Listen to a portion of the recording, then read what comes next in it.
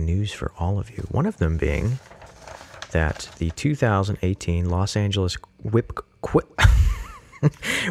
cracking convention is T-minus 1 month and just a few days. So get your airplane tickets. Make sure you know where you're going to stay because this thing is coming up and you don't want to miss it.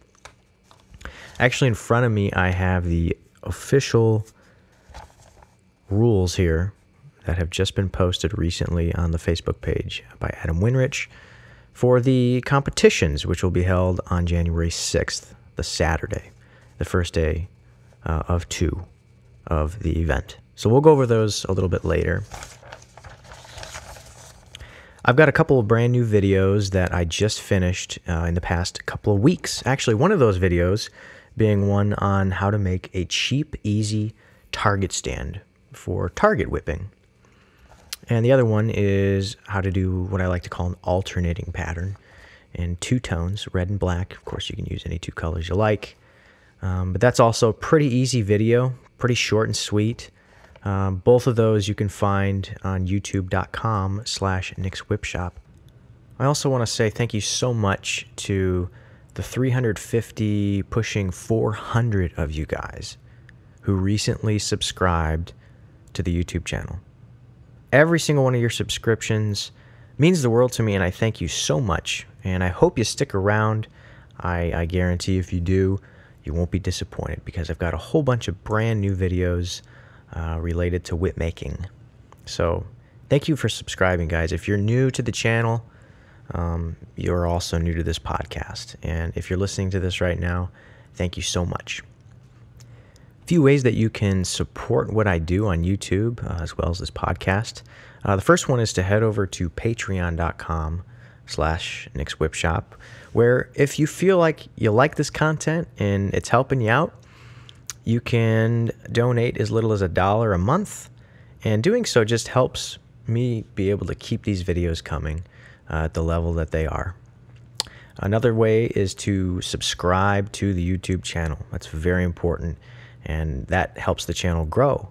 The third way would be to just share it with other people.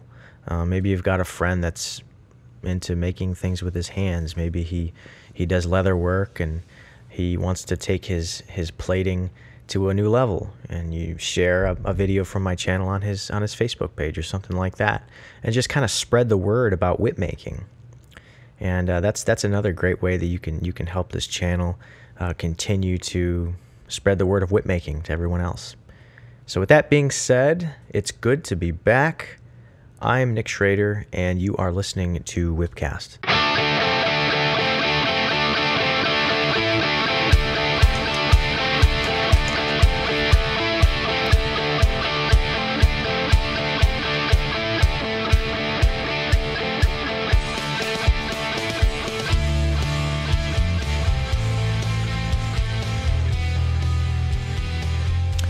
So I have here the list of competition rules, and I want to read them to you. So first of all, this is a list of the different competitions.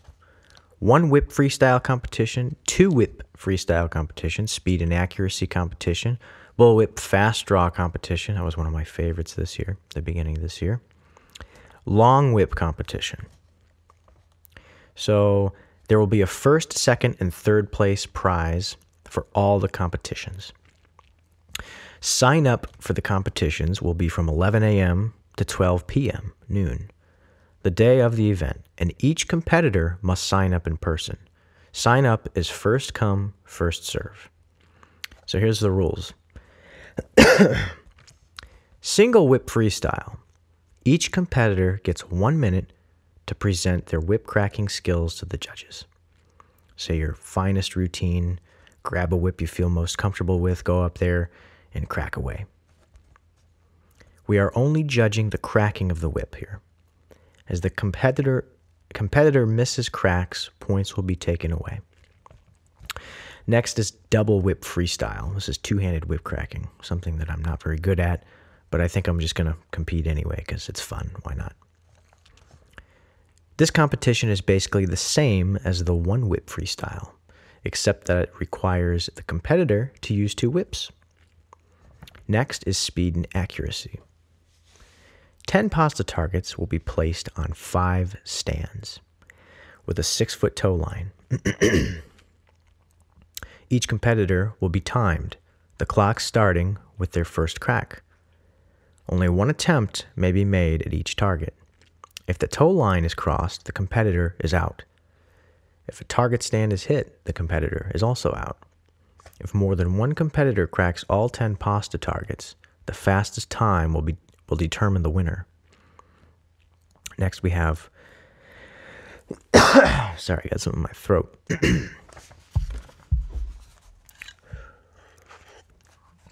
Next we have Bullwhip Fast-Draw. This is a really fun one. There will be one target stand holding 2 plastic drinking straws. The competitors will stand on opposite sides of the stand. There will be a 6-foot toe line for each competitor as well. Each competitor starts with their whip coiled in their hand. When the judge says to go, the first person to cut the straw with their whip wins. The plan is to form 2 lines at random, so you can't pick who you will face, and a competitor will come forward from each line. Each winner will then return to their line. We will keep going until one line is totally out, and then we will split up the remaining line into 2 lines and continue the competition. Once 3 people are left, we will have double elimination, so that a competitor must lose twice to be out. And then finally we have the long whip competition. This one's really cool. And this competition will be last and just for fun. We will lay out a series of whips with each person getting one chance to crack the shortest whip. If you crack it, get back in line. If you don't, step out of the line. Once we have gone through the line, we will move on to the next longest whip. We will probably start with an 8-foot whip, and the longest whip I have is 40 feet. And I don't know if you guys have ever cracked a 40-foot whip, but it is crazy. Crazy challenging. It's fun though. For everyone who cracked the longest whip on the first try, the tiebreaker will be... Oh, sorry. Let's see, I lost my... The tiebreaker will be who can cut a straw the shortest with the longest whip. So we're doing target work with a long whip. If you hit the target stand during the tiebreaker, you are out. So that, my friends, is a list of the official rules for Saturday. And here's some more details of the time of when to be there. I'm just going to read the very beginning of this. 3rd Annual Los Angeles Whip Cracking Convention. The competitions will be held in McCambridge Park in Burbank, California. You guys already knew that. From 10 a.m. to around 5 p.m., January 6th, 2018. Workshops will be the next day in McCambridge Park from about 10 a.m. to 3 p.m. I know you guys knew most of that information, but here we have some more detail on time. I know I said, 10 a.m. to whenever, but it looks like 5 p.m. is the official closing time for Saturday, and then for Sunday, 3 p.m. is about when things are going to wrap up. We'll still play it by ear. I'm confident that even after these times that are listed here, we'll be hanging out and talking and having a good time. Let's see. The day of the competitions will be mingling and socializing from 10 to 12, and then the competitions from 1 to 5 p.m. So, yeah, just a little more detail for you guys. But I can't wait, and I hope all of you guys come out. I hope everybody that hears this will be... No, for real, though, it's something, if you're into whips and whip making, even on a small scale, this will really cause you to go dive into it, I think. It's just going to be a fun time. All right, so we got that out of the way. I'm excited. I'm probably going to be using Airbnb to stay in California.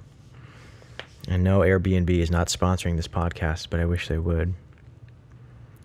Airbnb is cool because it's fairly inexpensive sometimes. It's about, I would imagine in Burbank or Hollywood or Los Angeles, it's going to be maybe a little bit more expensive than a hotel, but you're getting the benefit of staying either in someone's spare room or someone's apartment that they rent out. And I think it's just, you know, it's a little bit better than a hotel, I think. I've stayed in a few Airbnbs before, and nothing but good experiences. So let that be in your bag of options for lodging when you come out. Also, get your tickets fairly soon, because I learned the hard way. The beginning of this year, I waited till literally the last second to get my tickets, which was stupid. And I ended up spending a lot more than I needed to. If you get your tickets right now, there's a lot of really cheap flights into LAX. So make sure you don't wait too much longer to do that. So, before we get into the questions, I want to talk a little bit about a YouTuber by the name of Grant Thompson, who goes by the King of Random. This guy's got 8.6 million subscribers. And on the 26th of November, just a few days ago, he uploaded a video titled, "How to Make a Paracord Bullwhip." And of course, I see this and I'm going, "Oh no, Grant, why could you? How could you do this to me?" You know, kind of kidding and partly not, because the guy's got 8.6 million subscribers. So now I'm thinking, well, anytime someone looks for a video on how to make a bullwhip, originally my video would come up, and that's something that I'm so thankful for and grateful for, that I've been able to have that benefit. And it's been quite a something that I'm very fortunate to have. And I've gotten quite a bit of business from the main video, how to make a 6-foot paracord bullwhip. A lot of people will watch that, they'll try it, they'll like it, and then they say, well, you know, I wouldn't mind having a whip that's been crafted by somebody who's doing it longer than I have. And then they'll go and order a whip from my website. And that video, I'm not going to lie, has been the source of a huge percentage of my business as a whip maker. And I'm very thankful for that. So when I saw this video by Grant Thompson, King of Random, which is, you know, I love this guy. I've actually been subscribed to him for probably, I don't know, 5-6 years. And he has all these awesome videos on science, on how to make this, how to DIY this, all this really cool scientific stuff that I love. And this guy is just, he's a jack of all trades. He's a pilot. He worked on an oil rig. He's does all this. He even, like, I think at one point of his career, he even was trying out for like reality TV shows or something like that. So this guy just does it all. And I've got nothing but respect for him. So check out the King of Random by all means on YouTube. He's one of the YouTube giants for sure. And I would definitely say that all of his subscribers are well earned and well deserved, because he's got some great content. But I can't lie, when I saw the title, How to Make a Paracord Bullwhip, I'm like, oh no, 8.6 million subscribers versus 22,000 subscribers. Like, it's over, man. You know, like when people type in how to make a bullwhip, my video is not going to come up anymore, first anyway. So that kind of bothered me a little bit. I know it's kind of immature on my part and kind of childish to let something like that get to me. But it did. You know, it did, because I'm sure he saw my video and he thought, well, you know, this is getting kind of popular. I'm going to make one. And I got to thinking that day, it was the 26th, November 26th, I saw the video, I watched it, and I actually jokingly commented on it and said, Grant, the title's the same too, man. And then I said, all kidding aside, I love your videos. And I don't know if you saw that comment, probably not, but I got to thinking later on in the day, you know, it doesn't matter. You know, everything here on YouTube is fair game. So if you want to make a video, you make it, you know? So it doesn't matter.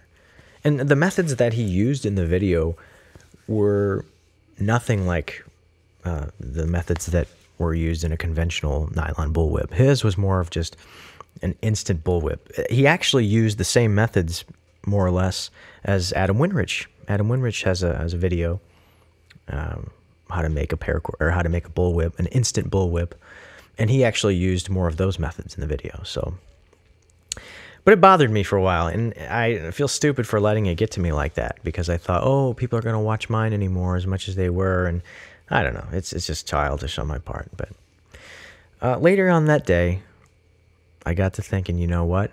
No, I'm thinking wrongly about this. People are going to watch Grant's video, and they're going to go, oh, cool. They're going to be introduced into whips, which is awesome. That's what I want. I want more people to get into whips and whip making and whip cracking, because it's fun. It's addicting, and it gives you a sense of accomplishment. So people are going to watch his videos, but then they're going to go, it's going to kind of plant that idea in their mind. How is a whip made? How are more detailed whips made? And then they're going to look on the right side of their screen, and they're going to see these videos. They're going to see video suggestions. And then maybe they're going to find my videos, and maybe they're going to click on my videos. And I was thinking, this could be a thing. Maybe Grant Thompson, sure, he's going to get probably 2 or 3 million views in a couple weeks on this video. That's awesome. Good for him. He deserves it. But maybe more people are going to subscribe to me too. And sure enough, I've picked up over 350 to 400 brand new people who are wanting to watch my videos. And for the first time ever in the history of my YouTube quote-unquote career, I guess you could say, it's not really a career, but I picked up back-to-back 2 days in a row, 200 of you guys. 200 new followers, 100 one day and 100 the next. All because Grant Thompson uploaded a video titled, How to Make a Paracord Bullwhip. And of course, I stopped and thought to myself, I shouldn't be jumping to conclusions so much on things. And I do this in other aspects of life. I'll see something and I'm like, oh no, great. I'll be pessimistic about it. And then I'm missing the point. Grant Thompson has a huge following. And he's not just a whip guy. He's a how-to, a science guy. Try this. What happens when we put liquid nitrogen, pour it into a vat of molten copper? He's a guy who, for me, I'll be watching his videos, and then, wow, 3 hours are gone. But you don't realize it's all this fascinating stuff. And the point is, he's got all these subscribers, all these people who love different stuff. So he's gathering these people in and having them watch this video. And this video gets them into whips. And from there, us who have been making whips and making videos about whips and whip making for a long time, he's basically directing all these brand new people who never wanted to get into whips and never thought they would to us. And then our job is to say, welcome to the world of whips. Let me show you something more detailed that Grant Thompson didn't show you because he doesn't specialize in whips. He's a jack of all trades. It's a win-win situation. Grant Thompson picked up a whole bunch of views, and myself, as well as many other whip-related channels, picked up a bunch of subscribers too. And we thank all of you deeply. All right, I think it's time for some questions. What do you guys think? Did I ramble on for long enough? I think I did. Okay. So this is a comment on my newest video on target stands and how to make them. Brilliant, thank you. I have to do this one day. Been wanting one of these for a while. You are welcome, Sharpshooter JD. Definitely build one quick, because the LA Whip Meet is coming quick. And there are so many different competitions that have to do with a whip target stand. So make one, practice, and I hope to see you there. Here's a comment from Adam N. on my original 6-foot bullwhip tutorial video. Suggesting sinker cord was the dumbest thing. I'm almost finished with my overlay, and now the BBs are stacking up next to each other as a plate. Yeah, Adam, you gotta watch some of my newer videos, man, because things have changed.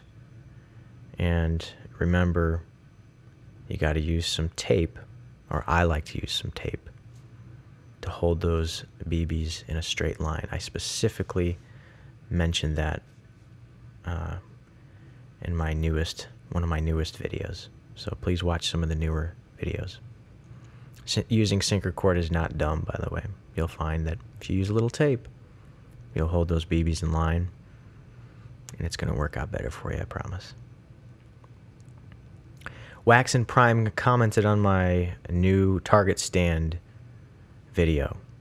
Thank you for the in-depth tutorials, Nick. Great video quality, by the way. Thank you very much, Wax and Prime.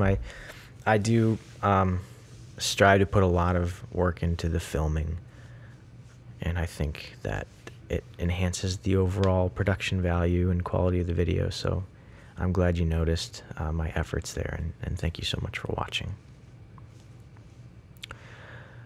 Here's another comment. I unfortunately can't read that name because it appears to be in Hebrew.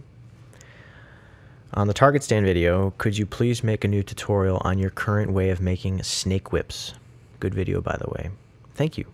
That's funny. This has been a really hot request lately to make a video on my current snake whip building method. So I think I'm going to have to do that.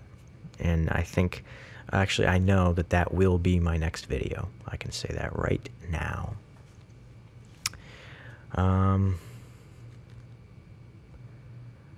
Okay, so there's pretty much 2 of those same comments in a row. Great tutorial, man. Thanks. You are welcome. Thank you, Jochum B. Nathan Harding, the Bob Ross of whip making. I do get that a lot, and that's a compliment. I love Bob Ross. I wish he wasn't dead. He was a good man, and I wish I got to meet him, actually. Very therapeutic to listen to him.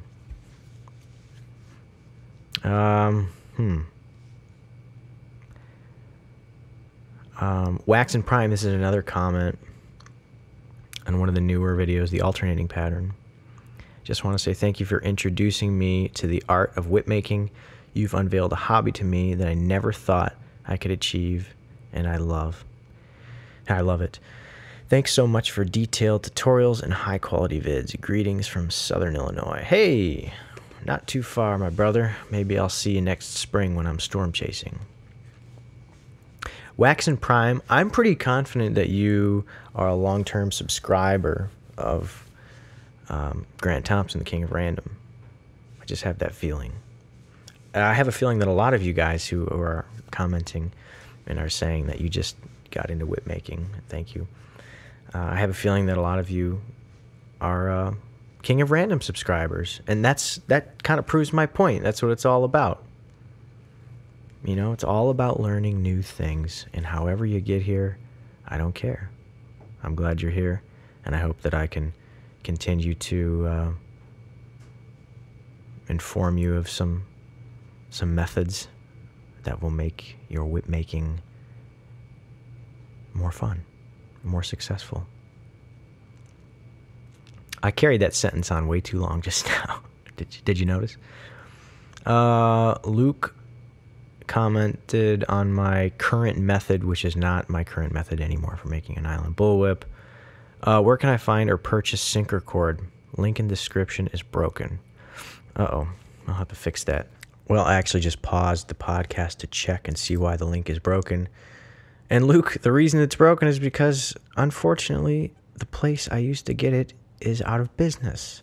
And that's really sad and unfortunate to me. But now you can get it from rwrope.com. This actually looks like it might be the same company. Or not the same company, but the same people, and they just changed their name. I don't know, but it looks very similar. So yeah, RW Rope, you can get your 3/8 inch sinker cord. And there's a few other diameters too if you need them. And next question. Charles commented on my wooden handle tutorial and said wax will seal the wood, and since you varnished it, it will make your handle shine. I didn't know that, Charles, for the longest time, but you as well as a few other people told me that it'll seal it, so from now on I'm just going to dunk the whole thing in there. So thank you for letting me know that, my friend. Jaeger commented on the original 6-foot video. Hey Nick, this was an amazing vid, thanks for teaching me, but I'm not sure what length I should use instead of 10 feet since I'm making a 4-foot whip. Jaeger, you can actually find the strand lengths for a 4-foot whip on Nick's whip shop. I'm going to make sure it's there because people were saying that there was some trouble with it. What is going on now? Oh, makes sense. NIXK whip shop. Wish I could type. Oh man, let's see. Here we go. All right, strand lengths. Yes, 4-foot bullwhip. The strand lengths are there. So Jaeger, nickswhipshop.com, click on the strand lengths page and you can find them there. It's all wood commented on my wooden handle tutorial. Very fitting. I live in Indiana too, Jay County. Awesome. Maybe I'll run into you sometime. It's all wood. Thanks for your comment. Pearly Gatekeeper commented on the original video. Whenever I say original video, it just implies the 6-foot tutorial. What do you do with all the paracord guts? And what is the total length of all the pieces you used in this whip? Actually, probably less than a percentage I keep, Pearly Gatekeeper, for making crackers or poppers, however you want to say it, the end tassels that make the whip crack. And the rest I throw away because I just don't know what else to do with it. And somebody actually asked me before on YouTube in the comments, I got this lady who weaves things, and she said, hey, if you throw that away, I'll take it. And I feel terrible because I don't remember who she was or what video she commented in, and I never was able to get back to her. But if you're listening to this right now, I'm still willing to give you all my paracord scraps. Just pay my shipping, and I'd be happy to do that for you. But yeah, I throw them away.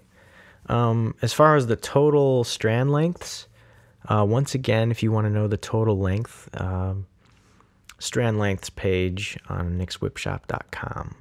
I didn't really add them up, to be honest, but don't take it number for number. If you come up with a number and say, I need exactly this much, give yourself an extra 20 feet to work with when you buy your paracord, because if you're new to whip making, you're gonna mess stuff up. I know I did.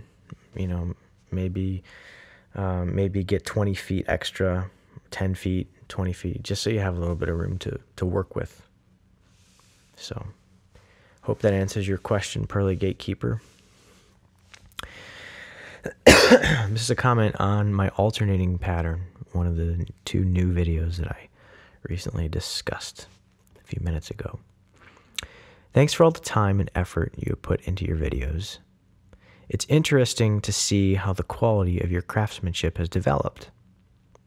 I'm in the UK and am trying to find affordable sources for the materials. I'm almost there though.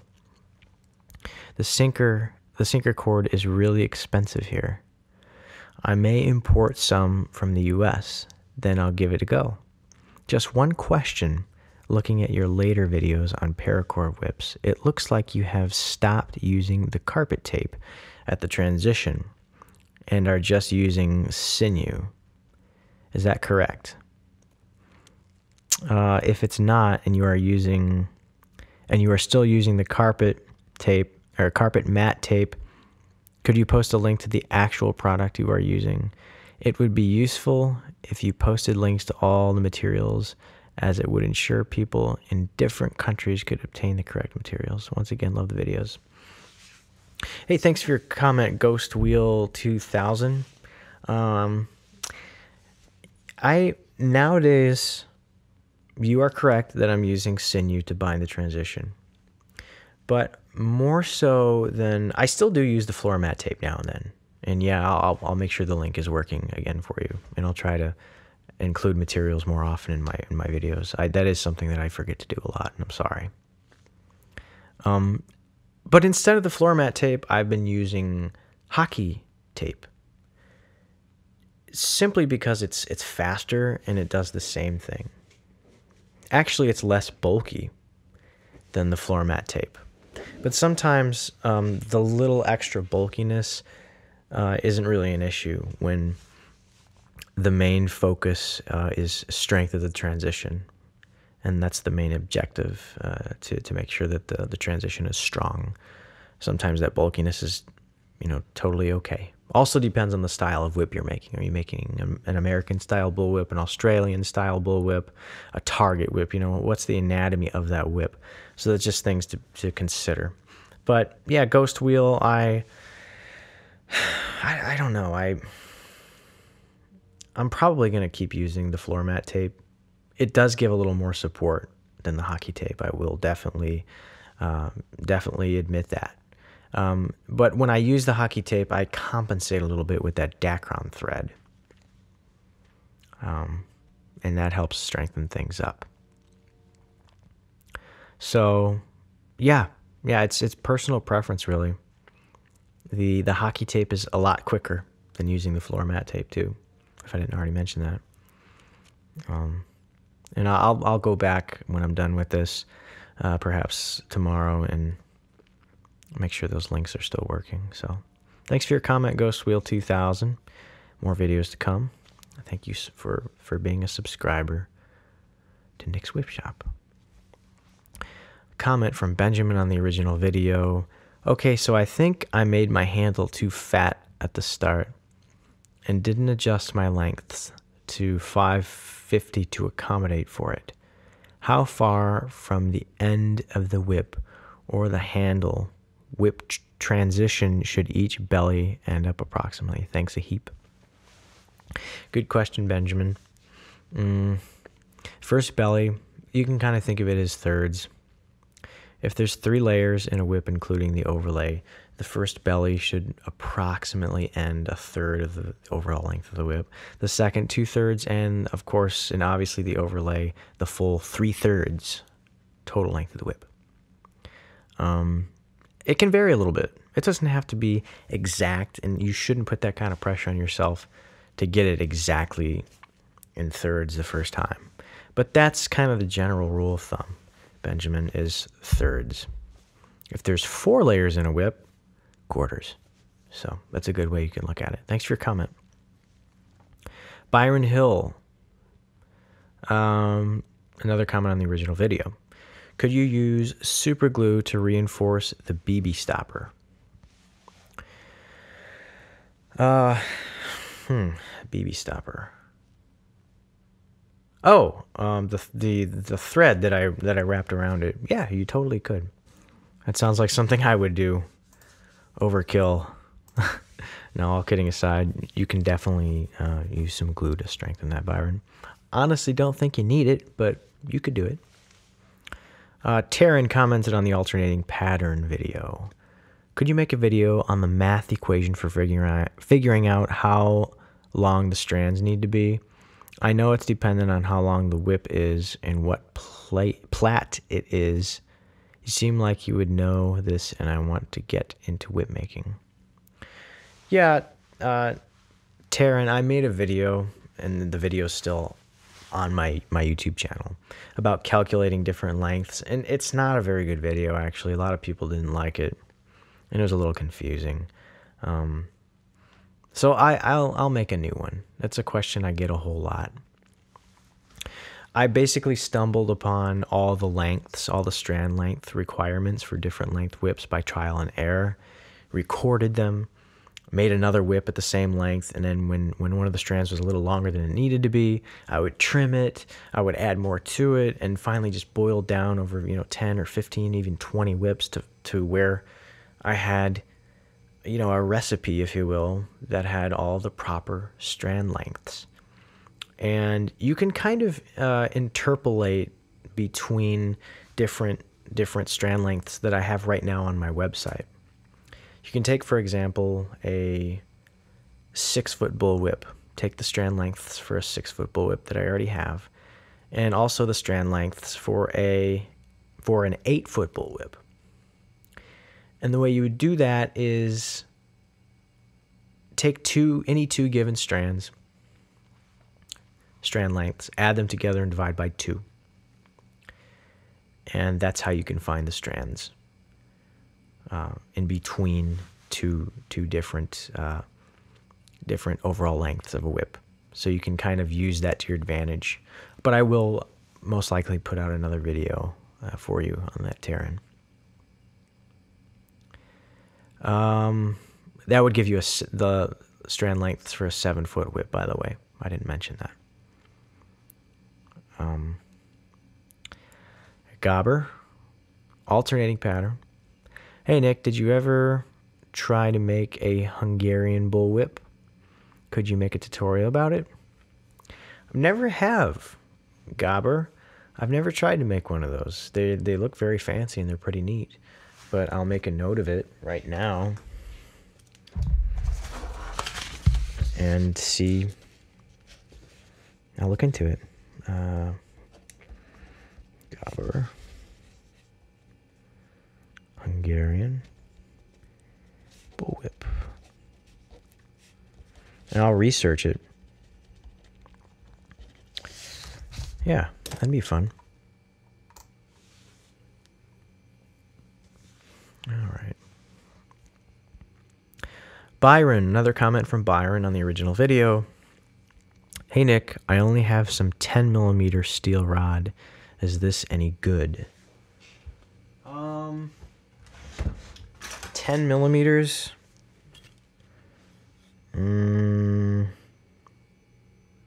It's pretty thick. It could work, but it is, if you're using the methods that I use to make nylon bullwhips, it's kind of thick. But it can definitely work. You're going to need to grind down the tip that your sleeve fits over a little bit to make it fit. And when I say it could work, I'm strictly speaking about using my personal methods that I teach on my channel. This definitely will work. Absolutely will work. A lot of people use steel that thick for handles. I'm just saying, I didn't mean to sound negative just now. I just meant to say that if you're using my methods with 1/4-inch steel rod, that's kind of thick for that, and you're going to need to grind it down. But 10mm can work. It's just going to be a slightly different method than what I teach on my videos. So yes, it'll work. You'll just have to just improvise a little bit here and there, and it'll be fine. Blackleaf commented in the original video and said I skipped the BB part. Blackleaf, I did too for a lot of whips a few years ago. And you just come out with a whip that's a little bit lighter. Some people like a whip that's a little bit lighter. So that's fine. Sean commented on the alternating pattern video, you should do a video on how to make a stock whip. Well, my friend Justin Hall actually beat me to it. I'm just kidding. I actually was going to make one, but I don't have to anymore because he made a great video on it. His methods were a little different than mine would have been, but check out JJ Hall's Whips YouTube channel, Sean, and there you can see my friend Justin has a great video. A very in-depth video. There's a few parts to it on how to make a nylon stock whip. So check it out. Another comment by It's All Wood. This one is on the original video. I actually really appreciate the fact that you kept repeating yourself with the over-under and with the top right parts because I was confused. Regarding the top right, top left until you said it once more about halfway through the video or so, and it clicked, and it suddenly, instantly looked 100 times easier to do. When I get a bunch of paracord, I will for sure try this. I have always wanted a nice whip. Yeah, I do. I kind of have a way of repeating myself. Sometimes it's beneficial to you guys, and sometimes I feel like it's just kind of annoying. It's just a habit of mine. Maybe it's because when somebody is explaining something to me, I often need them to repeat it, and I automatically project that on everyone else's learning capabilities. So apparently in this instance, it was beneficial to you. It's all wood.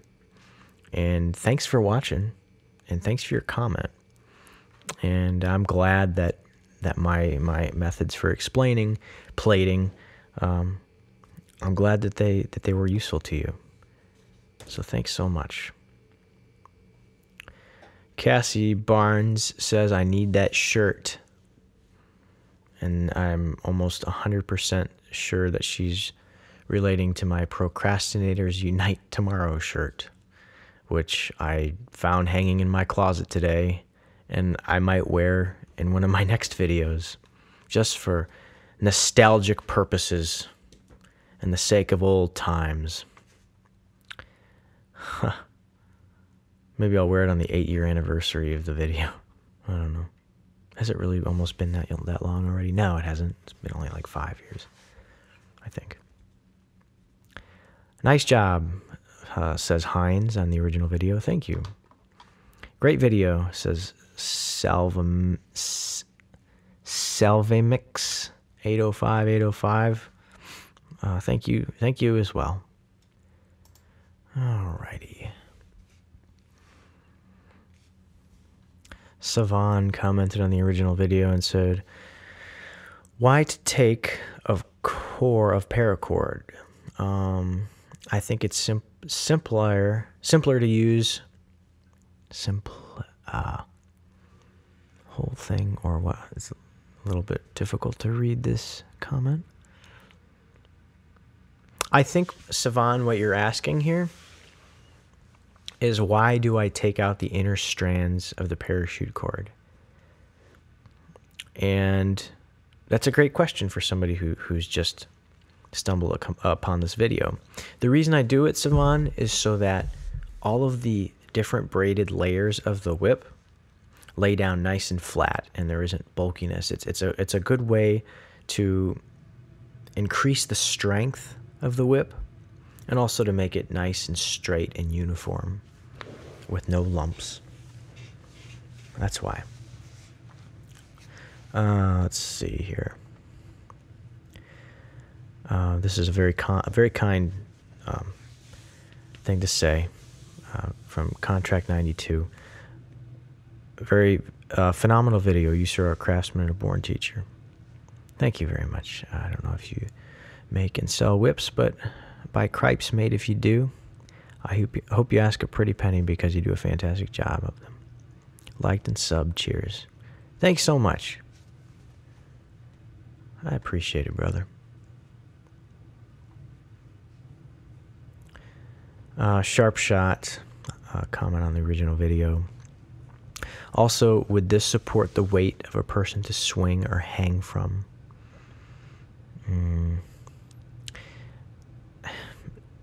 Probably not. Probably not that whip, no. Yeah, it takes a special whip to be able to hang from a tree. Of course, it depends on... Or, you didn't even say hang from a tree. I'm just thinking Indiana Jones, and I think that you probably are too. Yeah, you can't just take any whip and hang from something, unfortunately. You could strengthen the core. I don't really have any experience making a whip that strong to where you can hang from it. You probably could hang from the whip, but it would damage it severely and probably fall apart or start to unravel.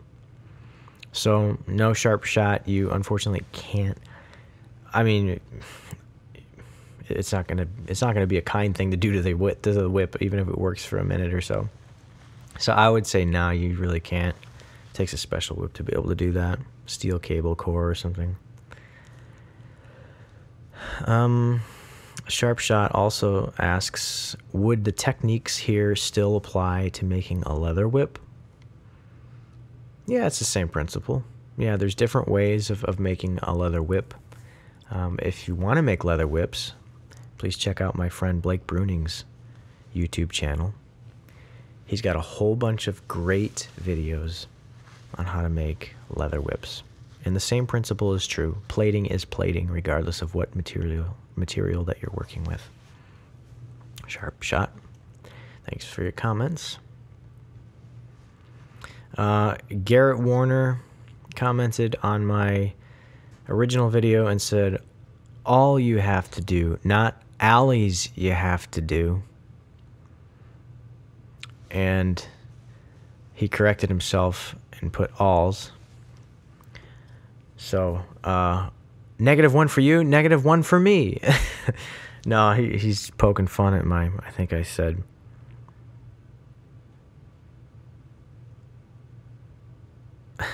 I think I said in the video, I tried to make a contraction out of all is you have to do, and it came out weird, and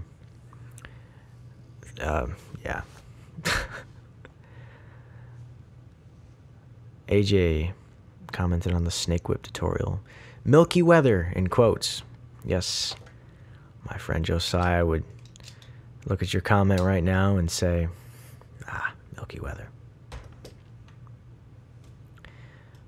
Robson, a comment on the matched set video. Wow, this is going to be a long WhipCast. This is going to be a long one, guys. I hope you're on a long road trip or something when you're listening to this right now.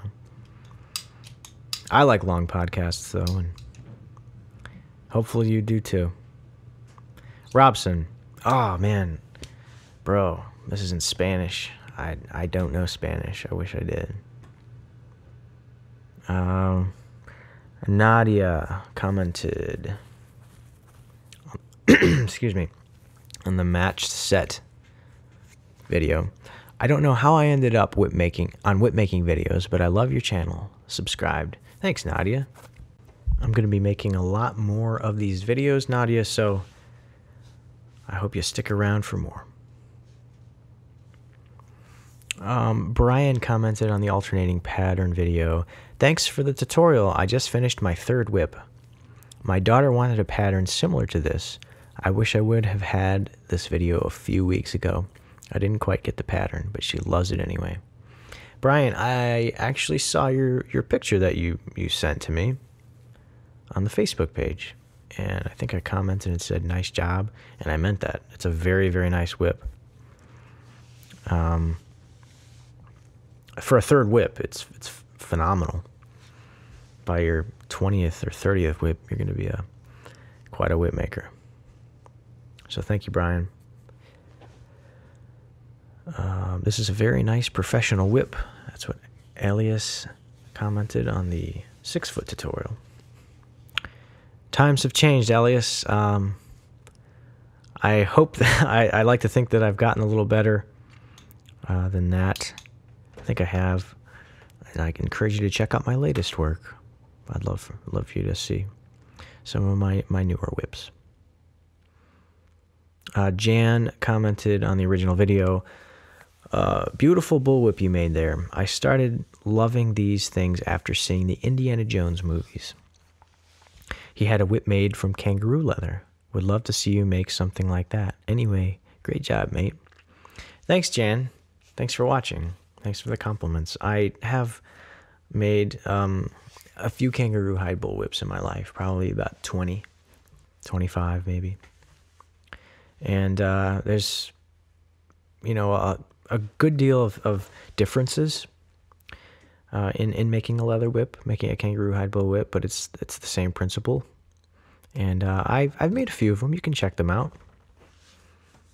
So thanks, Jan. Well, I'm going to take a break here, guys. I will be back. Sorry I was gone for so long. Oh, wait. You have no concept of time because you're listening to a podcast. I actually just had dinner. It's a pretty random thing to do in the middle of a podcast break, huh? Yeah, I was actually really hungry. Couldn't think straight. No, just kidding. Okay.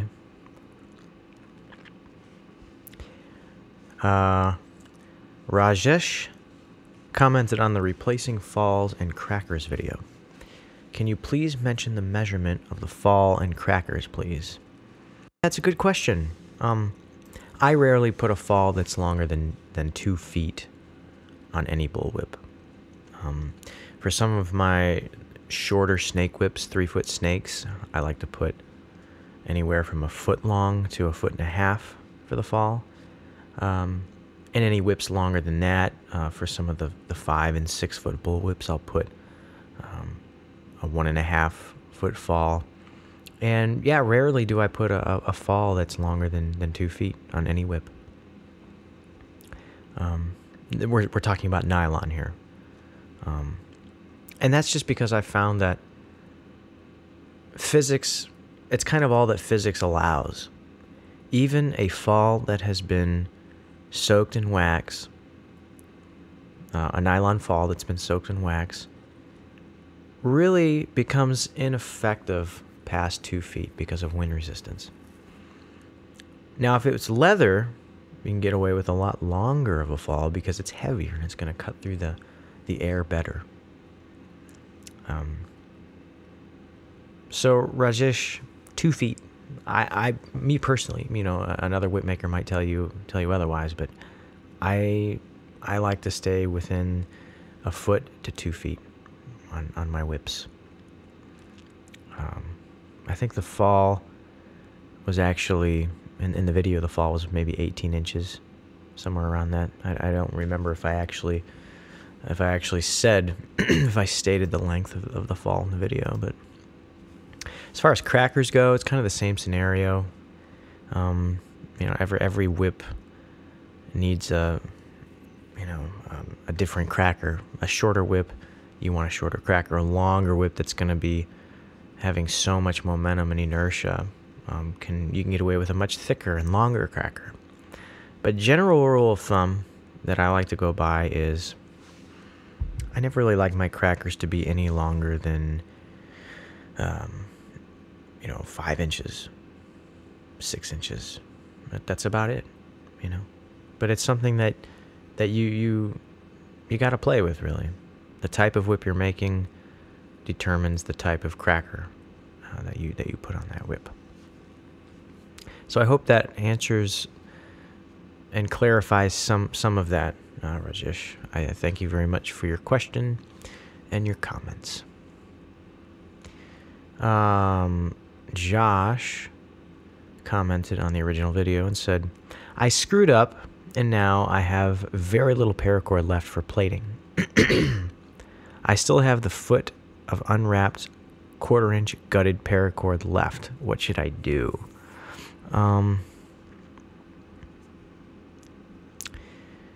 Well, there's a couple things that you could do. You could cut longer pieces. You could cut off a few pieces of paracord and then just singe them to the ends of the paracord strands that are running out. It's not going to look pretty, but it's going to allow you to finish your whip to the intended length that you wanted it to be. Or option 2, Josh, would be to deviate from the initial length that you determined your whip to be. And if you wanted it to be 6 feet, which I assume you did, you watch a 6-foot tutorial, then maybe you can just make it a 5-foot whip. And on your next whip, whatever the cause was that caused the whip to, come up short, which is unfortunate, and I'm sorry that happened. Could be the brand of paracord, how much you're binding. There's a lot of variables that could be. You could just try again and make sure you check out the strand length section on nickswhipshop.com. I've got a bunch of different whips up there, a bunch of different strand lengths for different length whips that you can, if you want to make different ones. So check that out, Josh. Sorry that happened. Those are your two options in my that I suggest for you. Justine, another comment on the original video. I used a funnel, and she's talking about the BBs, and that's great. That's a good idea, actually. Yeah, Justine, if you watch some of my later videos, my more recent videos, I use a brass tube with a little funnel attached to the top, and that's something that you can do to further the effectiveness of getting those BBs into the core. So check out the newer videos, Justine, and you were definitely onto something with that funnel. Miaslo commented on the creases and kinks video and said, would you make a update on how you make your snake whip now? Look, there's another one. Yeah, that's going to be the next tutorial, Miaslo. That's in high demand.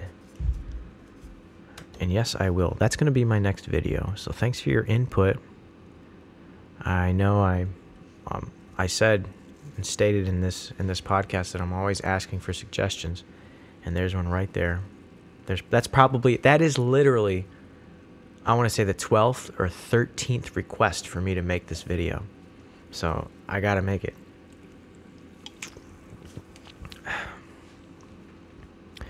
Alternating pattern video, a comment by Connor. Hey Nick, just an improvement on your website.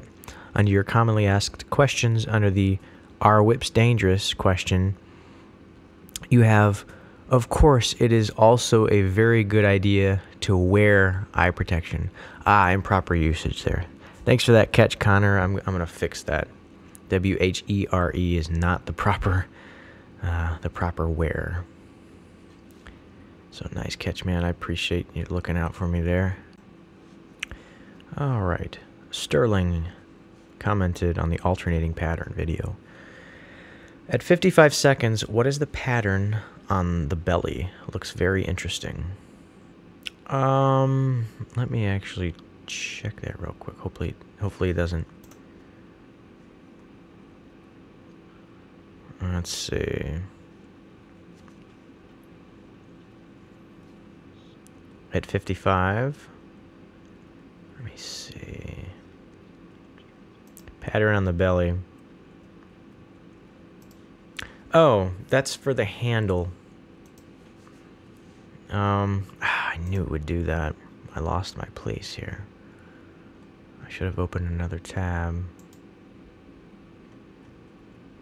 Yeah, that's just it's a really simple plating pattern, Sterling. I'm taking two strands together, and I'm plating under 3/2 because that was a 10 plat belly. So two strands together, under 3/2. And I mentioned that in one of my my latest videos about in my matched pair tutorial. Actually, I talked about that. It's just a quick way that you can get a handle plated, because a handle doesn't matter. You don't need all this strength on a handle because it's a rigid piece of metal underneath. So it's just a way to plate over it, get the plating done so you can make whips faster.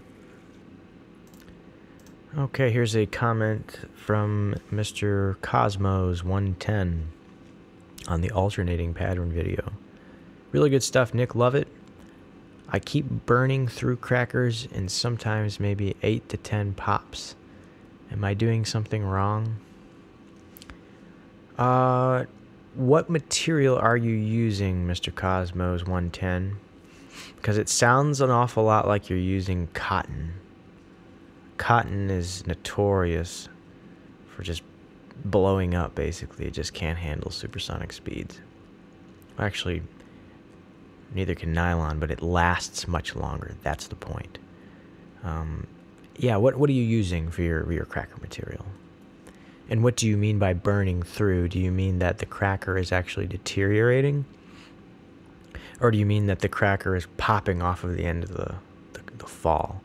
if the cracker is deteriorating, then you definitely need to use some different material.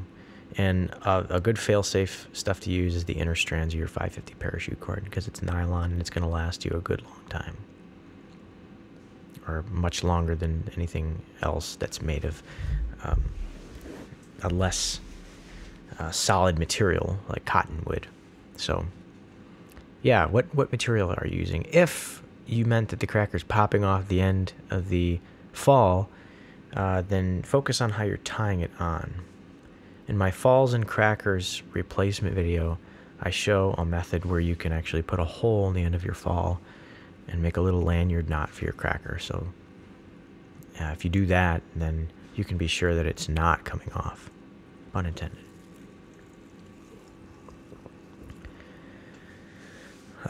David commented on the alternating pattern video and said, nice. As it is, I already tried this pattern a while back, adapting it from one of your earlier plate this pattern videos. The one with the 2 colors with one odd strand. I ended up gifting it, but it's still one of my favorite whips. Thanks, David, for your comment, and thanks for watching my video, and I'm glad it was helpful to you. And I know what video you're talking about, where I was on top of that lookout tower at the south shore of Lake Michigan. And that is a fun pattern. I haven't done one of those in a long time, and I might do another one soon. So thanks for your comment, David. Thanks for watching. Oso commented on the alternating pattern. Gracias. That's one Spanish word I know, and I can respond and say de nada, my friend. Nick commented on the alternating pattern video as well and said, dude, you're the best whip maker I've ever seen. Wow, that's very flattering, Nick. I really appreciate it. That means a lot to me, man. Brevin, alternating pattern. Great video. Thank you.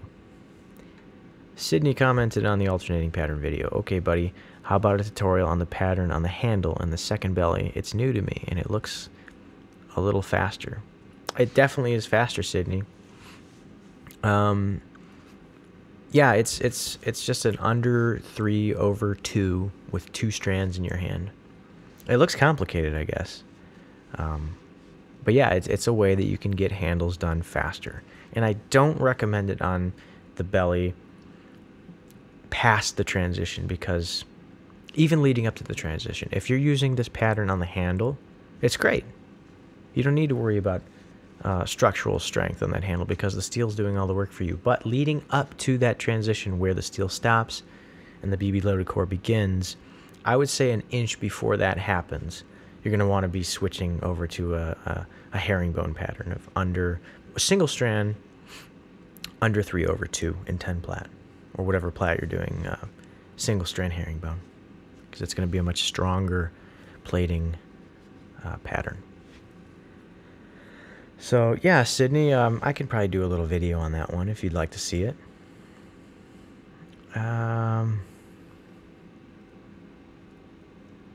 There's a response to your comment, Sydney, by Mercolor Filled. Sydney, go to his channel. He has a few hour-long tutorials that go over all parts of whip making. I don't remember if I think I did mention this pattern in my matched pair video at some point, but you know, I couldn't even tell you where it was in there. So maybe I'll go ahead and make a designated video for this. Here's a comment from Caliber Whips on the alternating pattern video. Great video, Nick. Love the cat at the end. Can't wait to see more of your tutorials in the future. Keep it up, bro. Thank you, man. I appreciate the comment. Yeah, that's my daughter, Tipper, my little Siamese cat.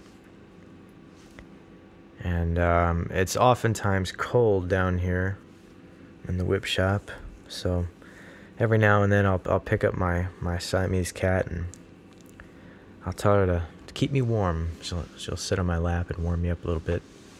Sweet cat. I love that cat. Alexander commented on the snake whip surgery. It's not a very popular video. I don't get many comments on it anymore. But thank you. Oh, it's in Russian. Oh, I'm sorry. I can't read that.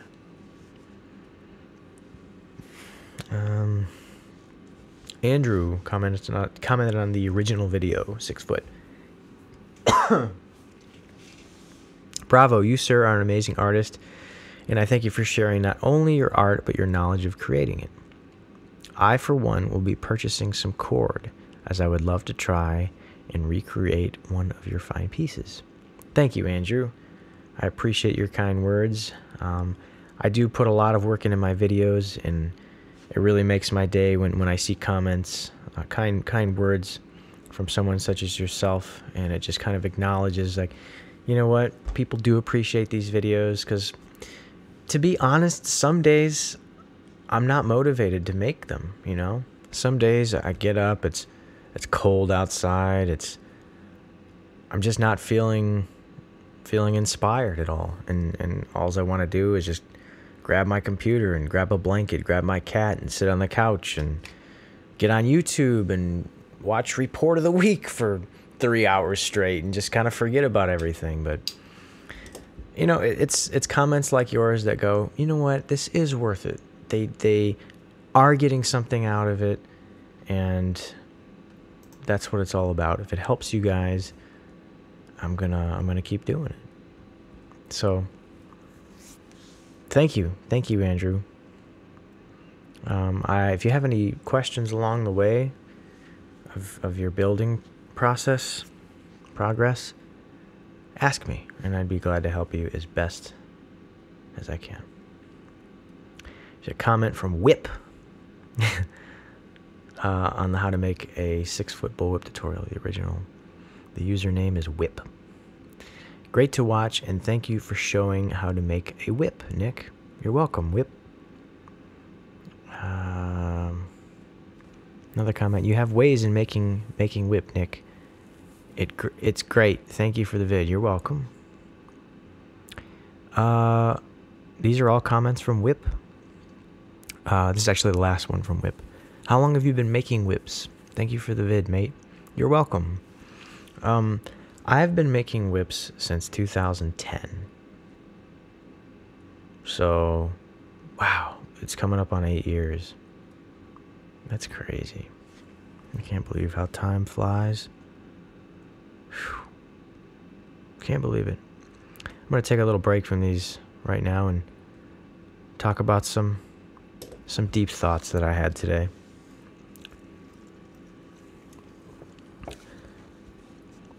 My grandmother used to live in Lake Station. I can't believe I'm just going off on this tangent. I didn't expect to talk about this. My grandmother used to live in Lake Station. She passed away now. And she lived in this older house. It was kind of an eerie house, kind of a dark house. And Lake Station, Indiana. It's near Gary, Indiana. I didn't. Wow, just dropped something there. I didn't make that clear. There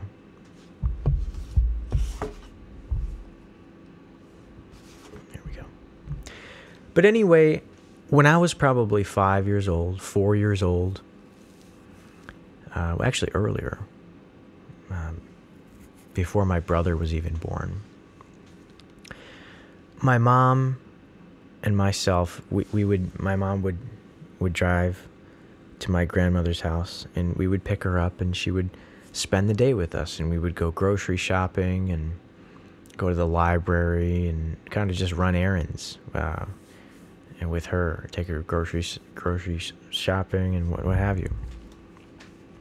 So whenever we would arrive at her house, we would kind of pull up on the side of the road, and we'd just be waiting for her to come out and get into the car. But I would be sitting in the back seat, probably my car seat, for all I remember, when I was 4 and 5 years old. And while we'd be waiting for my grandmother to come out, this is my mom's mother, by the way, I would just kind of be staring up at the porch. Just kind of a plain porch, kind of kind of empty, not a lot of things. A metal steel pipe railing on the left and right side. And sometimes we'd be waiting a few minutes for her to come out. You know, she wasn't always exactly ready and on time and a prompt person. But I just remember staring up at the porch, and she had a little light above the door. And it would oftentimes be on, even if it was daytime. And, you know, this was an ongoing thing. My mom and my brother was born, and he would come with too, of course, in the car seat. And it was just, you know, the three of us, my mom, myself, and my grandmother. And then the four of us. My little brother Luke was born. And then just today, we went by that house because now it's owned by my uncle, who actually lives in California. And he is actually renting the house out to different people. And today, he asked my mom to stop by and just check up on the house. And so we did that. And I went along with my mom to do that. And my aunt came with too, my Aunt Mary, who's also a daughter of my grandmother.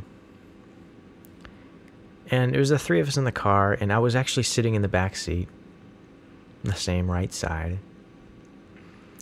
And we pulled up to the house, and it was dark, and it was cold out.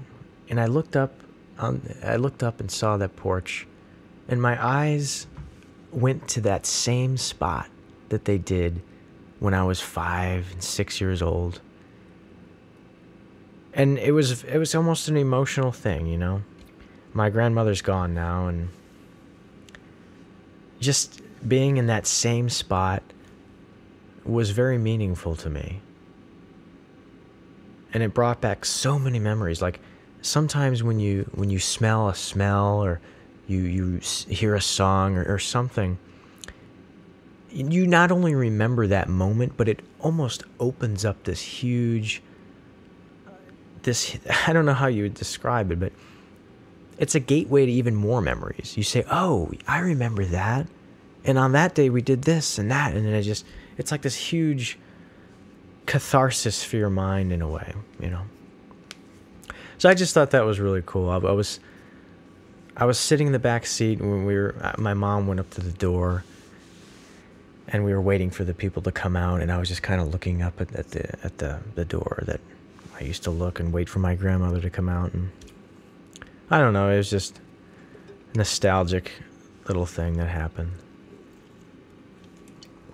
I actually shared that with you guys partly because I wanted to record it in some form, whether it be writing it down before I forgot. I just wanted to, I don't know, maybe some of you guys appreciated that, but maybe not. It has nothing to do with whips, but that's for sure.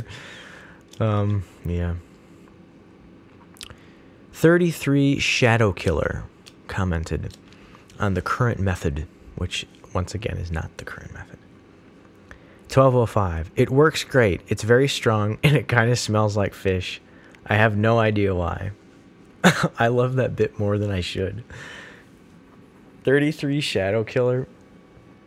I need to make some Nick's Whip Shop t-shirts. You know how some YouTube channels will have inside jokes printed on t-shirts in their merch store? That would be one right there. And if I ever have any merchandise for sale, that quote is going to be on there. I love random things like that. When tape smells like fish, it's like, what the heck? Why does it smell like fish? I like that too, Shadow Killer. Weird little random things like that. I'm glad you share my sense of humor in that aspect. Oh, more comments from Whip. 2-strand spiral video. Well, I done it. Took some doing. Thank you for this vid, Nick. You're welcome, Whip.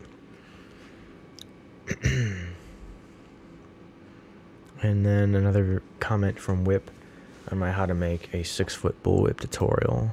And I done it. It worked great. Thank you, Nick. Now I think I'll try the next whip. Thank you once again. I'll be watching more of your vids, mate. You're welcome. Very welcome. Josh says the Bob Ross of whip making on the original video.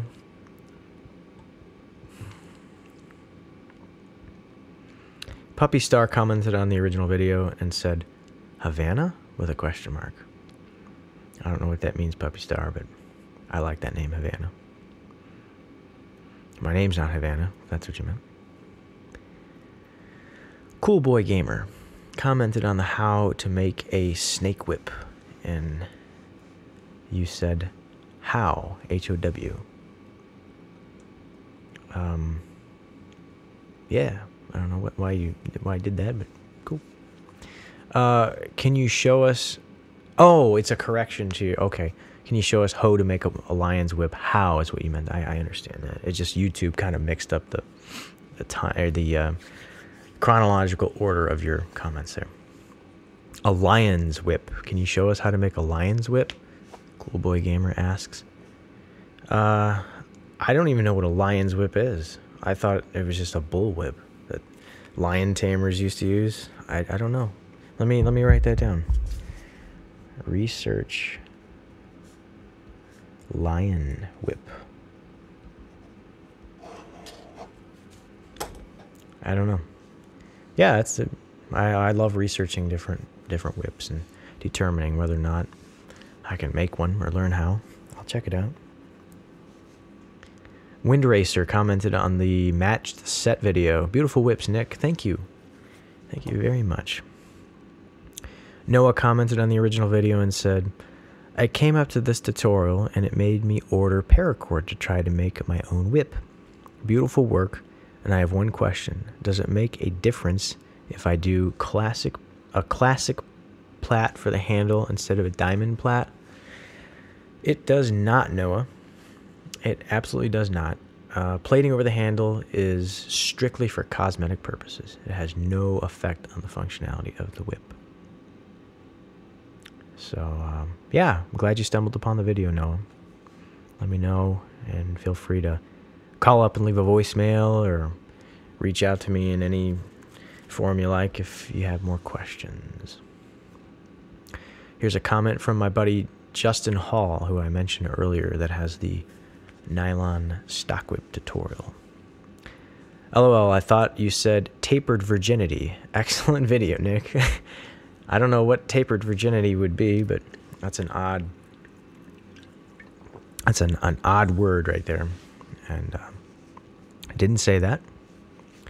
Rigidity, I guess if you say it fast, it sometimes can be mistaken for virginity. But all right, James commented on the original video and said, I didn't know you needed BBs to make a bullwhip. You don't have to use BBs, James, as stated previously. The BBs, what they do is they add a little bit of weight to the whip, a little bit of heft to it. And there is a sacrifice, basically. If a whip is heavier, it's going to require more energy to get going. But once it gets going, there's more energy and there's more inertia, there's more momentum. So ultimately, it's going to crack easier. The key is getting that balance. You don't want too many BBs. You don't want too much weight. Otherwise, getting the whip going is going to require too much energy, and it just will be a bad trade-off. So you don't need BBs, James, but they help. A little goes a long way, though. Nathaniel commented on the original video and said, my 5-foot rope turned into a 7-foot rope after I gutted it. It happened twice. So now I am working on making an 8-foot whip. Also a tip, I used a reusable straw to feed the BBs into the core. Just bunch the rope into the straw as much as you can. Use some spring clamps at the top and bottom to hold the rope in place. I had half rope on the straw, so I only had to work to get the BBs into the second half where I wanted them. That made loading the BBs much easier. Thanks for your comment, Nathan. Try using sinker cord for your core. And if you don't have access to sinker cord, just simply, compensate if you know how it works. Cut a three foot piece out, gut that, and then that'll give you you know, 5 feet. Yeah, and your idea with the straw, getting the BBs in there, good idea for sure. Also look into brass tubing because it's stronger and longer than a straw. So try that too. It's a good idea. So, a comment from Boston Tricker on the matched set tutorial. I think a lot of people are going to give Nick a hard time for having E-tape in a whip. For some reason, the entire whip community will hate on you for having just 1 ounce of E-tape in your whip, even if it's not for binding the whip. Yeah, that's unfortunately the case. A lot of, I would say out of the whip making community, electrical tape might be might make the top 3 controversial topics. You kind of have 2 groups. One group that says, it's not a big deal, and another group that's, oh, I hate it, it's the worst. Electrical tape is either you love it or you hate it. There's really not a lot of people that are like, it's, you know, it's just, it's weird. It's weird. I don't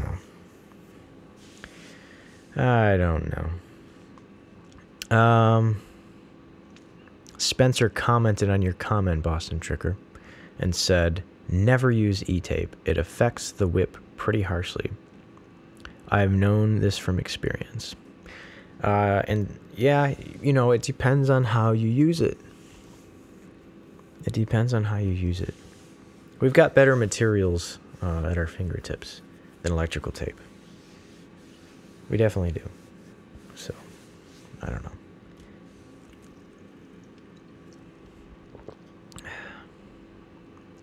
Another comment from Caliber Whips on my building a matched set. Looks great, Nick. Great job as usual. Thank you. I appreciate your comment. I was sent in the mail a bunch of Kevlar Crackers from Caliber Whips. And they sent me them to try out.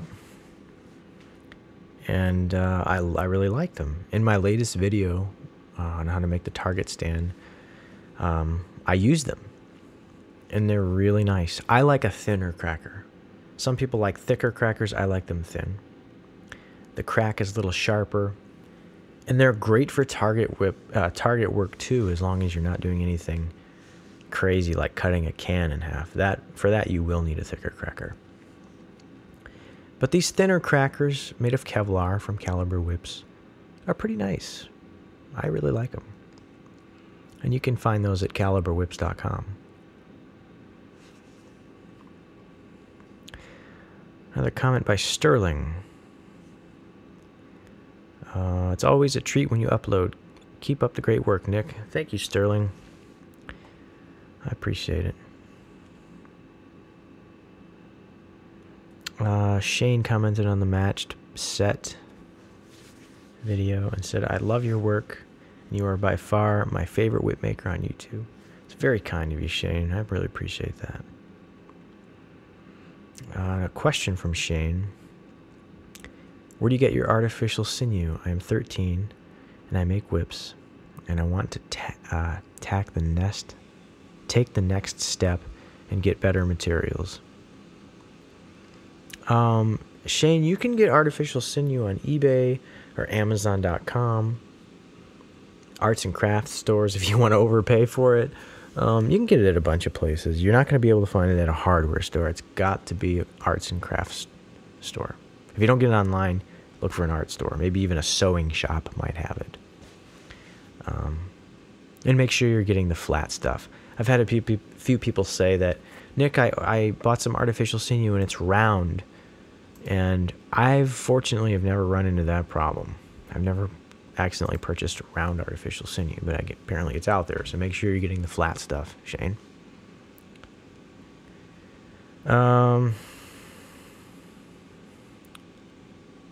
Let's see. Comment from Talia on the matched set video. Hey Nick, why don't you ever use 650 pre-gutted cord? I'm not sure, Talia.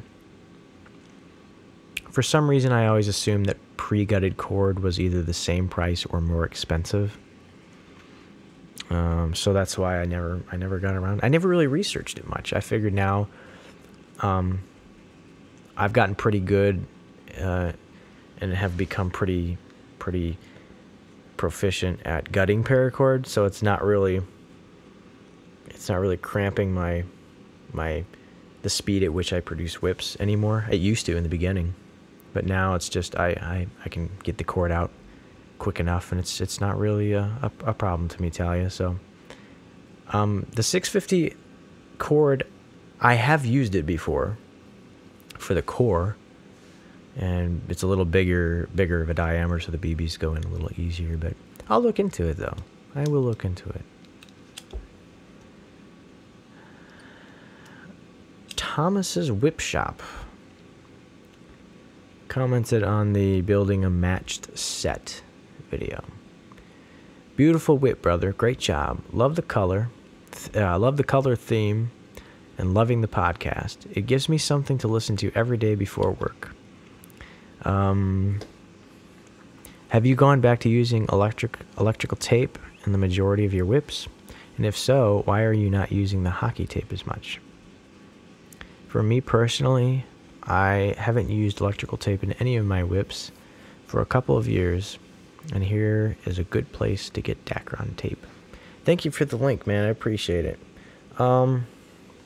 Thanks for listening to the podcast too. I'm sure you're listening to this one right now.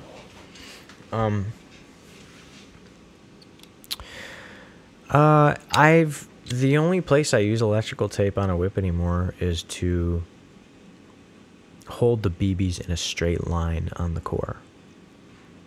That's it. I mean, I kind of tack on the core to the metal handle, but that's temporary. I go over that with artificial sinew to bind that in place where it's not going anywhere. The reason I don't use hockey tape for that is because the hockey tape, when it's bound in such a tight radius, it gets a little bulky on me, and I don't want the core to be that bulky. So the core, strictly to hold the BBs in line, is the only place that I use electrical tape in a whip anymore. So, yeah, and thanks for that link.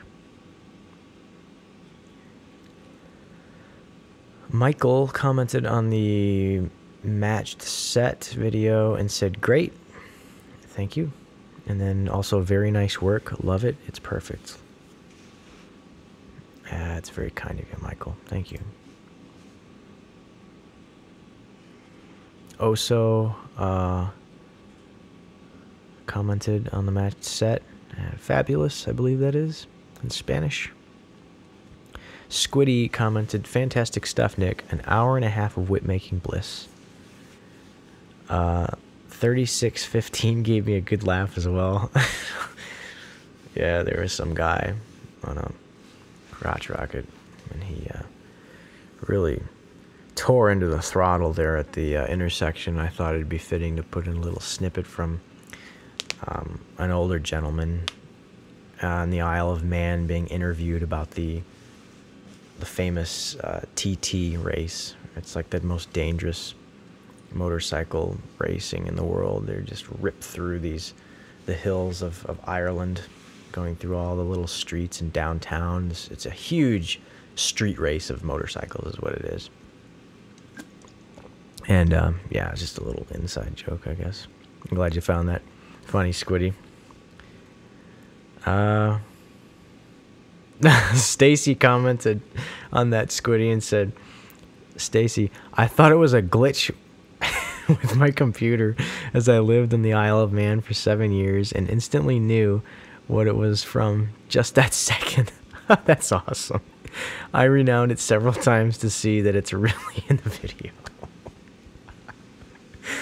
Oh man, that's so awesome that somebody who lived on the Isle of Man.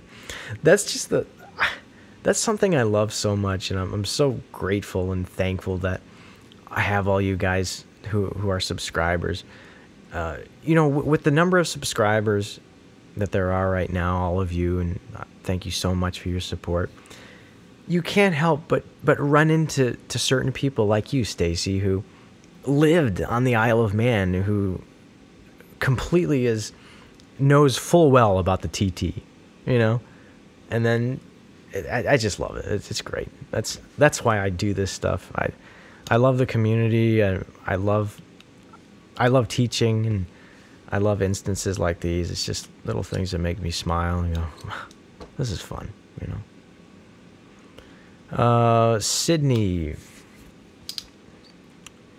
commented on the building a matched set video. Just so you guys know, this guy's a pro. Making your first whip is rough. Making a matched pair. I made 4 or 5 whips also. Learning how to crack at the same time. I was buying 100 feet. Long story short, I damaged my right elbow due to excuse me.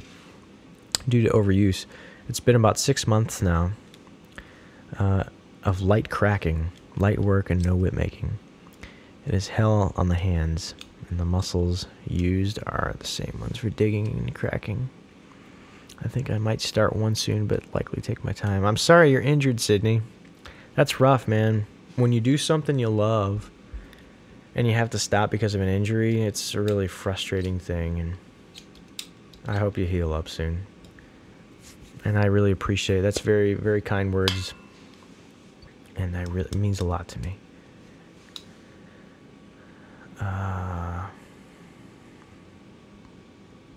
Half Gap says nice. Thank you. There's a comment from my friend Ken Chapman. Great job. Of course, how did you get the antique look? Or is it just the lighting in the picture? Yeah, Ken. Some parachute cord does that after you wax it. Sometimes I don't want it to do it. It does. It's like, oh, great. I hope my customer is okay with a rustic look that wasn't, you know, intended really. Yeah, just some dye in parachute cord unfortunately doesn't accept wax that well. And yeah, that's what's going on there.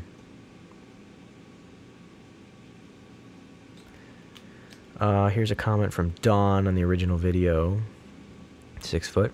That was really cool. You're a great teacher and easy on the eyes. Well, thank you. Sending some love from Boca Raton, Florida. Thank you, Dawn. Too bad they didn't sell gutted paracord without any strings inside. Haha, this is awesome, man. Great job. That's from Maddie on the original video. I guess they do, Maddie. I never really looked into it, though. Like I said, I figured if they're selling pre-gutted paracord, my color choices are going to be limited, and it's probably going to be more expensive because somebody had to pull that out, and somebody is not doing that for free. So, yeah. Mr. Bedrush commented on the 6 foot original tutorial. Can I substitute a fiberglass rod? Or does the steel rod play a role in weight and balance that much? Not really, Mr. Bedrush. I've used fiberglass rods before. If you live in the Midwest or somewhere where it snows, you may see those fiberglass rods. They're a little over 1/4 inch in diameter, actually checked. But those, they put them in alongside driveways and on the edge of properties, so the snowplows, especially, so the snowplows don't tear up your yard. And they're actually reflector rods, basically. And I have used them for whip handles, and they're actually really nice. I'm going to be building shortly my custom bullwhip that I'm going to be using in the competitions in Los Angeles, and I think I'm actually going to use a fiberglass handle for that whip because I want it to be nice and fast. I just hit myself in the ear with a pen. I want it to be a very quick whip, especially for the quick draw. So, yeah, fiberglass as a handle is definitely something that you got to try. You might love it. Now, here's a warning for you. If you're going to use fiberglass, if you have a long piece of the rod and you're cutting off a small section for your handle, for the love of God, before you cut that rod, wrap it with electrical tape and then cut in the middle of the tape. Otherwise, you are going to fill your hands with a bunch of microscopic shards of fiberglass, and it's going to make your hands burn and itch for a week solid. It's hell. I'm telling you right now, don't let that happen, because it's really hard to get that stuff out of your hands. So yeah, don't let that scare you though. Just wherever you're going to cut, wrap it a couple times with electrical tape, and then cut it in the middle of the tape, and that'll hold all of those little tiny microscopic needles that could potentially come out. It's going to hold them against the rod, and they're not going to come out, so you'll be fine. But yeah, definitely try it. I like fiberglass as a handle. It's light, very light. Matthew commented on my micro pocket whip video where I'm putting out candles with a little whip.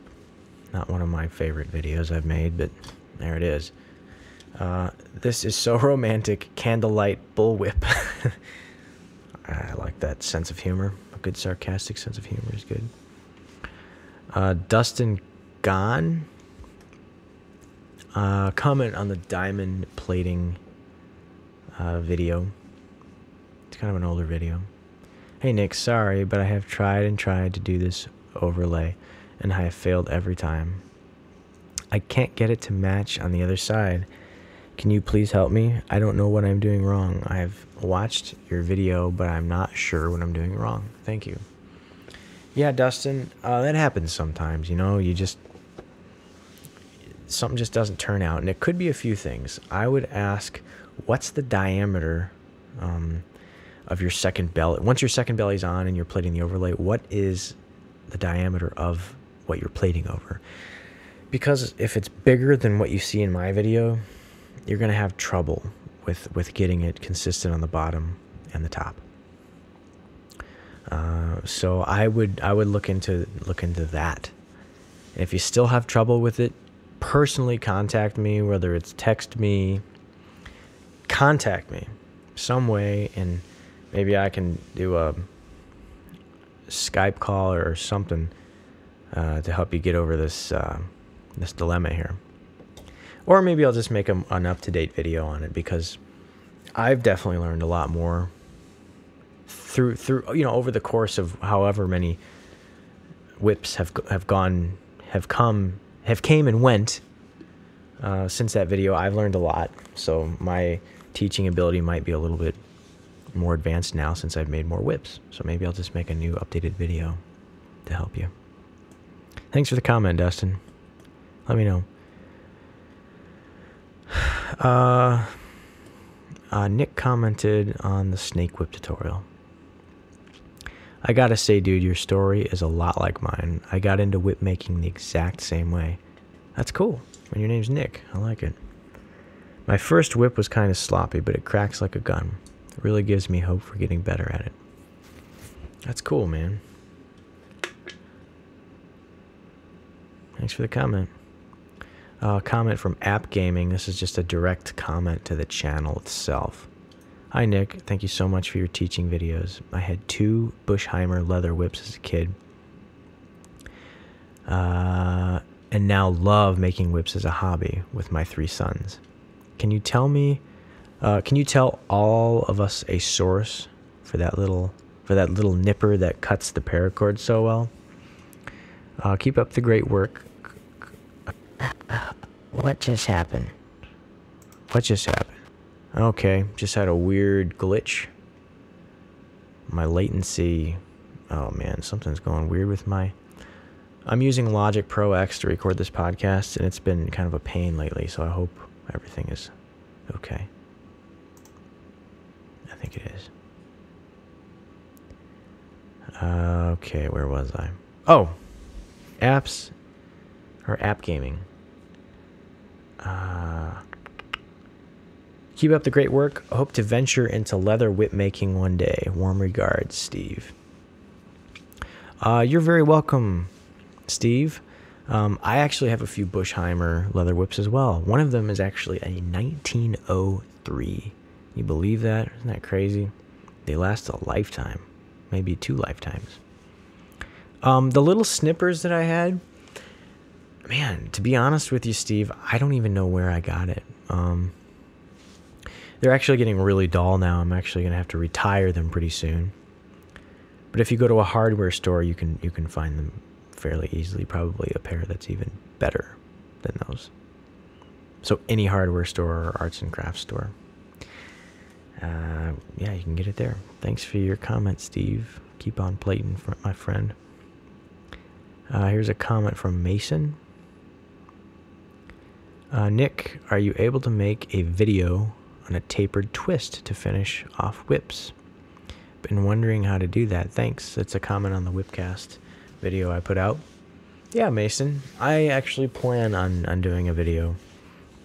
I think the whip that I'm going to be using in Los Angeles is going to have a tapered twist. So, yes, I'm going to do it.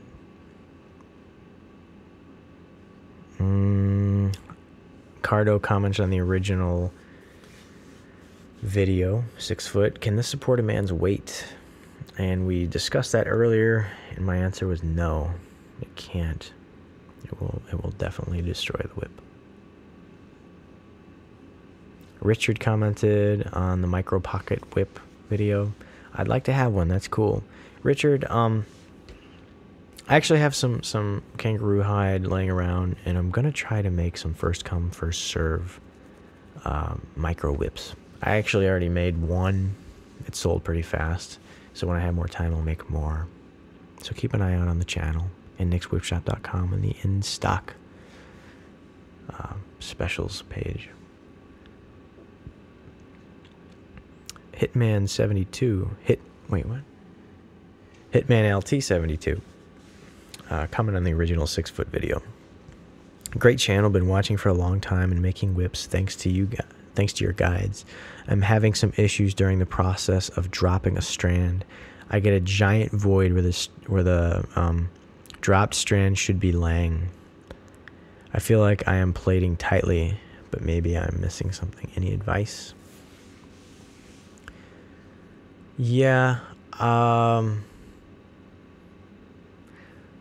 I think maybe you're either dropping the strand too soon,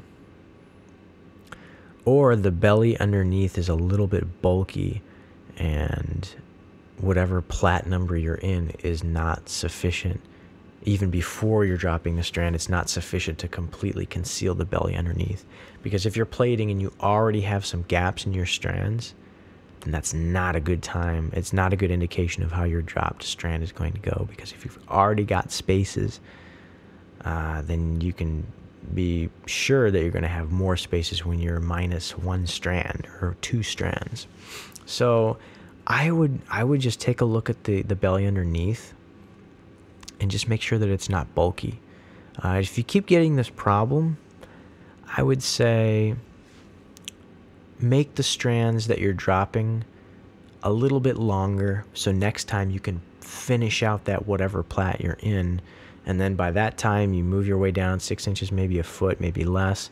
By the time you get to where you are ready to drop that strand and you ran out, the belly underneath will be much thinner, and then you can sufficiently cover that belly even with the number of strands that you have after you drop them. I hope that makes sense. If it doesn't, I'm sorry. Send me some pictures on Facebook. Nick's Whip Shop on Facebook. The Facebook page is a good way for you guys to give me, if you're having problems, you can send me images and I can diagnose the issue. So sorry that's happening, Hitman LT 72, but we can try to work that out. Contact me. Zenku41 commented on the original 6 foot tutorial and said, where can I get the 1/4 inch steel rod? I can't seem to find any here in Mexico City. I looked in Home Depot and a hardware store. I'm sorry, Zenku, that you can't find it. I've got another option for you, man. Get a screwdriver. I know it sounds kind of wasteful, and it kind of is, but take a screwdriver, find one with a 1/4 inch, the metal part is a 1/4 inch, and cut it off, and there you go. I mean, if it's that hard to find it, that might be your best bet. So unfortunately, that might be your only option at this point, other than ordering something online. Rapala 68. I assume you're a fisherman, my friend. Cheers. How do you stop your whip from getting flattened in the vise? I end up with two sides flat where the vise pinches it. Yeah, that used to be a problem for me. But then I made this really cool little leather protector. I took a piece of like 11 ounce, like basically a little less than a 1/4 inch cowhide, and used that to sandwich the whip in so the vise jaws can't ruin it, and that just protects it. Just grab something, even cardboard, something to wrap that whip in, and that should protect it. So I hope that helps you.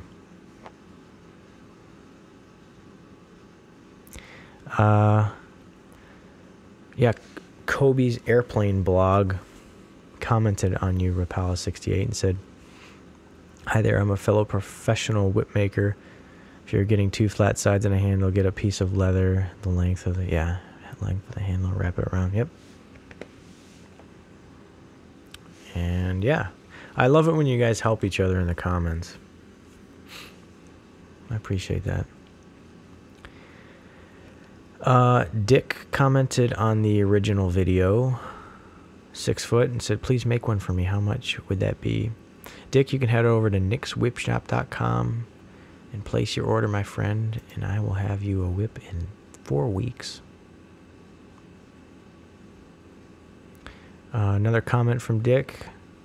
Amazing. That whip sound. It's a good sound. It's a powerful sound.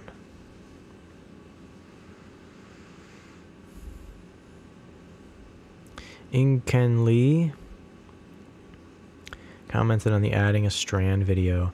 "Thanks and bravo. Would you answer my newbie question? How do you decide to take 6, 8, 16 strands to start with? I guess it all depends on the diameter, but I'm not too sure this is the only criteria." Yeah, diameter is the #1 variable that's going to determine the number of strands. Yeah, that is the you answer the question correctly. That's it. You got it. Apocalypte Zero comment on the WhipCast. "Dang, I just missed, but you don't have a definite WhipCast schedule?" No, I absolutely don't. I've been gone for like a month. Oh, it's terrible, isn't it? Sorry. Hopefully you're listening to this one, episode 5. Here's a comment on a 7-foot bullwhip that I made a few years ago in yellow and black. It was the first whip I made after taking a break, and I was saying like, oh, I want to make something fancy, so every foot I did a checkerboard pattern, diamond plat. And AJ commented and said, "It looks like a whip for Bruce Lee." I never thought of it that way, but I hope Bruce Lee would enjoy the whip. Maybe I can get him to buy one. AJ said, "Also, I'm still in middle school, but kind of want to try making nylon whip. So would you think that your 2015 vid would work?" Definitely would work, AJ. Definitely would work. I would encourage you to maybe try to use artificial sinew. Wait, 2015. Yeah, that's my current nylon. Yeah, definitely. AJ, use that video, man. You can make a pretty solid whip with that method. Definitely. Wow, middle school. I remember being in middle school like it was yesterday. Man, enjoy it, my brother. I'll be gone before you know it.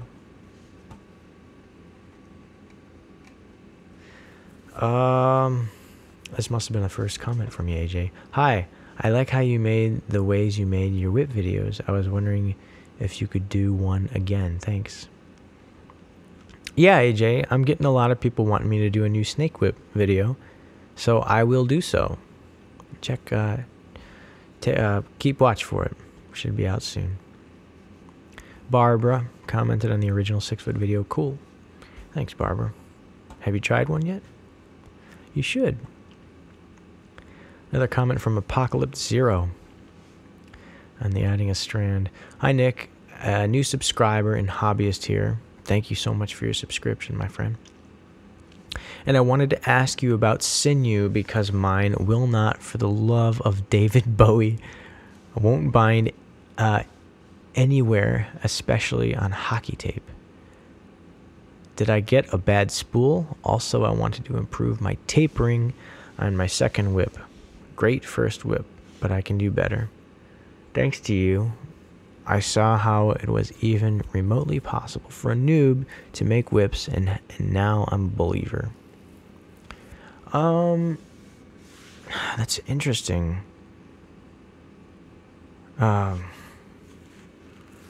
New subscribe. Let's see. Where did you say that? Mine will not, for the love.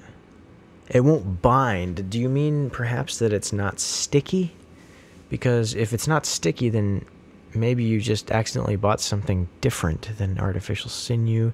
Or maybe it's still artificial sinew, but it just hasn't been waxed, and that's why it's not sticking. I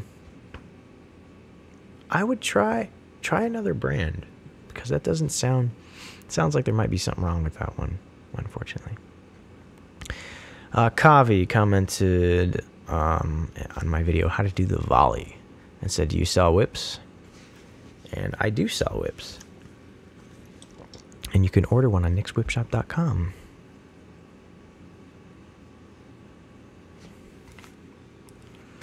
Another comment from Squiddy on the transition knot tutorial. This is so tricky. I've tried to tie a transition knot about 20 times and I just can't do it. My whip has to be bare. My whip has had bare knot foundations on the handle for months now. I'm sorry you're having trouble with it, Squiddy.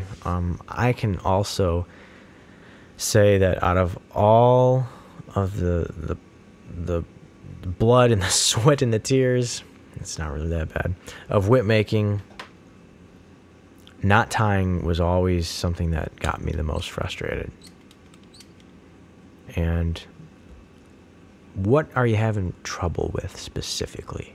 Is it just you're trying to tie the knot and you do under one over this one, and wait, no, there's two going over the same one, and that's not right? Or is the knot is it slipping off? Like, help me out here, and then I can help you, man.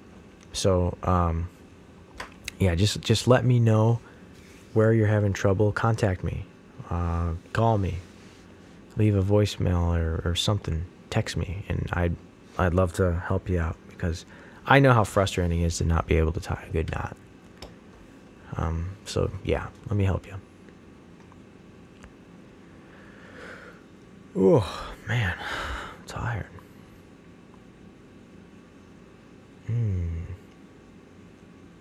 Hey, I think we just came full circle. Get an archery serving device for easy wrapping by Matthew. I think that's where we started last time. So that means I really haven't recorded one of these in a month. Good grief, that's terrible. All right, well, yeah, we did it. Episode number 5 of WhipCast is complete. Oh, I got 2 brand new ones. Might as well answer these on the air. Robert commented on my snake whip tutorial. These actually just came in while we were recording. 2 brand new ones. Fantastic tutorial. Thanks. You're welcome, Robert. Thank you for your comment. That was 54 minutes ago. I think we've been going for almost 2 hours. Justin, nice. Commented nice on my target stand video. Thanks, Justin. Hope you're doing well, my brother. Alright, guys. I'm off to bed. It's 3 in the morning. I got a big day tomorrow. Working on a whip in the morning through the afternoon. And then I'm going to a concert with my bro, Danny, in Chicago. So that'll be fun. I will see you guys in the next one.